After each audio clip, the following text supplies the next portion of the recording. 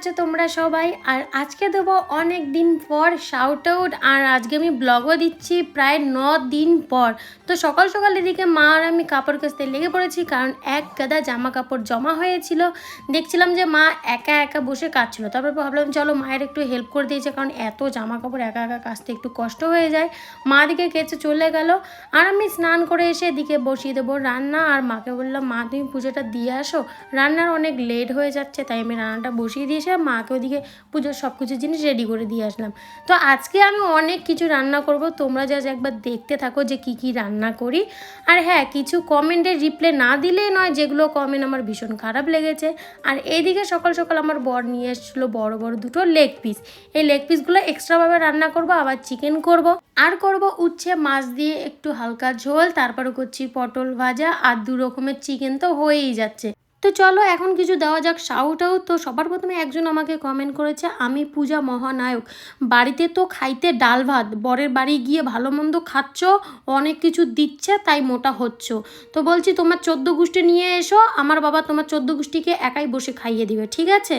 তোমার যদি মনে হয় যে তোমার বাম্মা তোমারে খাওয়াতে পারছে না বা তোমার 14 গোষ্ঠী চলতে পারছে না, তাহলে আমার সাথে একবার কন্ট্যাক্ট করো, তোমার 14 গোষ্ঠীকে একবারে বসিয়ে খাইয়ে দেবে আমার বাবা, ঠিক আছে?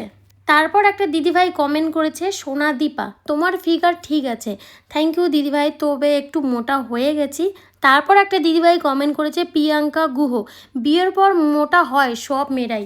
কি জানি দিদিভাই, তবে আমি একটু হালকা মোটা হয়ে গেছি, তবে চেষ্টা করছি যে হ্যাঁ আগের মতো একটু হয়ে যাব। তারপর একটা দিদিভাই কমেন্ট করেছে, পম্পি বর্মন, মানুষের কথায় কান দিও না, বিয়ের পর বরের অল্প আদর পেলে মেয়েরা অল্প মোটা হয়, কি হলো তাতে, তুমি হ্যাপি থাকো সব সময়। থ্যাংক ইউ দিদিভাই।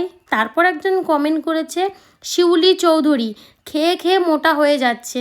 হ্যাঁ, তো কি আমার বর না খেয়ে রাখবে? যদি আমি না খেয়ে থাকতাম বা চিকনা হয়ে যেতাম, তারপরে তো তোমরাই বলতে যে বর অত্যাচার করে, শ্বশুরবাড়ি অত্যাচার করে, তার জন্য এরকম পাতলা হয়ে গেছে।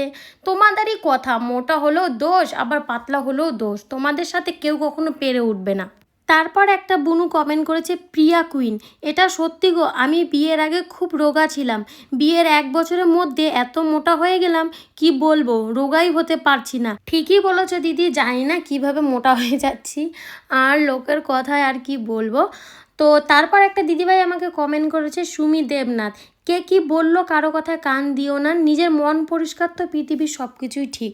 এটা ঠিক যে নিজের মন পরিষ্কার থাকলে সব কিছুই ঠিক, কিন্তু কিছু কিছু লোক এমন কমেন্ট করে না, মানে দেখতে দেখতে একটা যে লিমিট থাকে সেই লিমিটটা পার হয়ে যায়। তারপর একটা বোনু কমেন্ট করেছে, প্রীতিশ্রী রায়, একটা মেয়ে এসে কি সুন্দর একটা বাড়িকে সংসার করে তুললো, মিথি আর ওর মাকে সবাইকে বাজে বলতো, এই বউ এসে সবার মুখ বন্ধ করে দিয়েছে, ভালো থেকো। Thank you Pritishri. তবে জানি না, তবে লোকের কথায় কি বলবো, তুমি যতটুকু বললে তার শুনে একটু ভালো লাগলো, থ্যাংক ইউ সো মাচ। তো এখন যাচ্ছি আমরা হচ্ছে দাদু বাড়ির দিকে। আজকে তো 15 আগস্ট, তার জন্য হবে খেলা। আগের দিন তোমরা দেখতে পেয়েছিলে যে 14 আগস্টে খেলা হচ্ছিলো দাদু বাড়ির সামনে, আমাদের গ্রামে যে টিমটা ছিল সেটা হেরে গেছে, কিন্তু আমাদের মন ভীষণ খারাপ ছিল, আজকে যাওয়ার কোনো ইচ্ছে ছিল না, তারপরও গিয়েছি, কারণ বাড়িতে বোন নেই, বোন গেছে শঙ্করদের ওখানে, ভিডিও শ্যুট আছে কিছু, তো ভাবলাম চলো একটু আমরা ঘুরে আসি। তো এখানে এসে বসে আছি ব্যালকনিতে, আগের মতো যে আগের দিনের মতো যেরকম এক্সাইটেডমেন্টটা ছিল সেরকমটা নেই। আর এই হচ্ছে দুটো কাপ, ফার্স্ট সেকেন্ডের কাপ দুটো এদিকে মানে মাঠ শো করাচ্ছে এখন। সত্যি বলছি, এখানে যদি আমাদের টিম হতো আমরা এতটা হ্যাপি হতাম, আর এরমভাবে বসে থাকি এতক্ষণ লাফাতাম।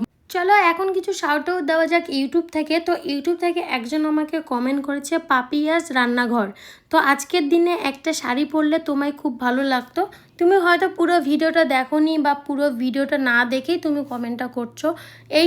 এই ক্লিপটা হচ্ছে সকালবেলা, যে সকালবেলা আমি রান্না করছিলাম, তো ওই সময়টা আমি শাড়ি পরিনি, কারণ ভীষণ গরম লাগছিল, আমি রান্না করে রান্না কমপ্লিট করে তারপর শাড়ি পরে বাবার যেসব কাজ ছিল সেগুলো আমি করছিলাম। তুমি একবার লক্ষ্য দিয়ে ভালো করে ভিডিওটা লক্ষ্য করবে, তারপর বলতে এসো, না জেনারেশনে কেন এসব কমেন্ট করো দিদিভাই, আমি বুঝতে পারি না। তারপর একজন কমেন্ট করেছে, বাবার কাজের দিন যে শঙ্করের বাড়ির সবাইকে ইনভাইট করিনি কেন, শঙ্কর তো এসছিল, শঙ্কর সবুজ এসছিল, আর বাড়ির সবার কথা কি বলবো, মাইমা তো একটু শরীর অসুস্থ ছিল, আর সীমা তো দোকান ছাড়া আসতেই পারে না, তার জন্য আসতে পারেনি, শঙ্কর আর সবুজ এসেছিল। তুমি ভিডিওটা দেখো, দেখে তারপর বলো। তো শাউট আউট আজকের মতো এইখানে, আর এখন আমরা বাড়ি ফেরার জন্য রেডি হয়ে গেছি। আর এদিকে আমার দেখো একটা পুচকি বোন কীরকম করছে, মানে আনন্দ তো সেরমভাবে নেই, জাস্ট দেখলাম, বসে থাকলাম, বোর হয়ে গেলাম, আর দেখার কোনো ইচ্ছা নেই খেলা। তো ফাইনাল খেলা এদিকে ওয়েট করেছিলাম যে কখন হবে কখন হবে, কিন্তু মাঠে দল নামছিল না। তারপর বাড়ি ফেরার সময় দেখি যে এক দল ডাঙ্কা বাজিয়ে আসছিল মাঠে। সত্যি এই দৃশ্যটা একটু খুব সুন্দর ছিল, কারণ অনেকক্ষণ ওয়েট করার পর যখন এই দৃশ্য হয়, আর ওদের খুশির লেভেলটাই আলাদা। কারণ দুটো টিম তো ফাইনালিস্ট অলরেডি হয়ে গেছে, এখন শুধু দুটো টিমের মধ্যে খেলা হবে, কে ফার্স্ট হবে আর কে সেকেন্ড হবে। আর ফার্স্ট প্রাইজ হচ্ছে 80,000 টাকা, আর সেকেন্ড প্রাইজ হচ্ছে 60,000 টাকা। তো এদিকে মায়ের জন্য কিছু কিনে নিয়েছি, এখন ফিরবো বাড়ি। চলো দেখা হবে নেক্সট ভিডিওতে।